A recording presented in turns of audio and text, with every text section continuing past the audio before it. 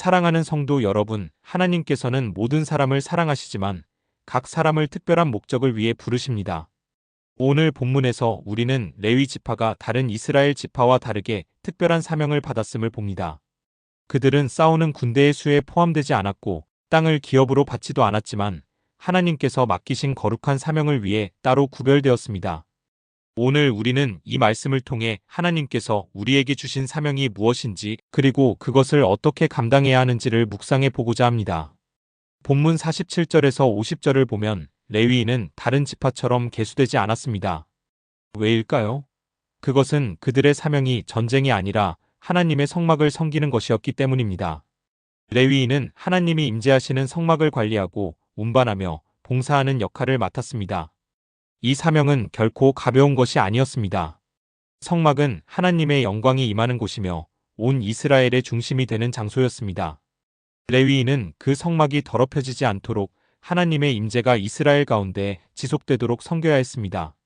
우리는 각자 하나님께서 주신 역할과 사명이 있습니다.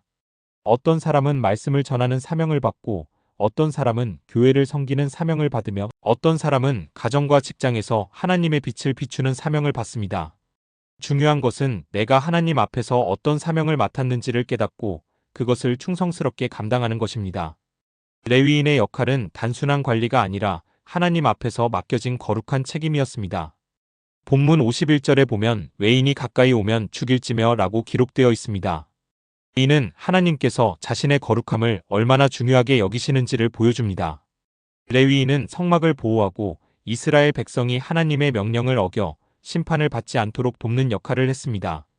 이들이 제대로 역할을 감당하지 않으면 온 백성이 하나님의 진노를 받을 수 있었습니다. 우리는 모두 하나님의 성전입니다. 우리 삶에서 하나님의 거룩함을 지키는 것이 중요합니다. 신앙생활을 하면서 하나님이 원하시는 삶을 살아야 합니다.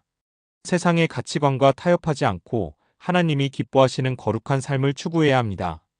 마지막 54절은 이렇게 마무리됩니다. 이스라엘 자손이 그대로 행하되 여호와께서 모세에게 명령하신 대로 행하였더라. 이스라엘 백성은 하나님의 명령에 순종했습니다. 레위인이 따로 구별된 것도 그들이 성막을 관리하고 운반한 것도 모두 하나님의 계획 안에서 이루어진 일이었습니다. 순종할 때 하나님의 질서가 세워지고 그의 임재가 온전히 드러납니다. 우리의 신앙생활도 마찬가지입니다. 우리는 하나님의 말씀을 들을 때 머리로만 아는 것이 아니라 그것을 실천하는 삶을 살아야 합니다. 순종은 하나님 나라의 질서를 세우고 그분의 뜻이 이루어지게 합니다. 사랑하는 성도 여러분, 하나님께서는 레위인을 따로 세우시고 성막을 섬기는 특별한 사명을 주셨습니다. 오늘 우리도 하나님께 부름을 받았습니다.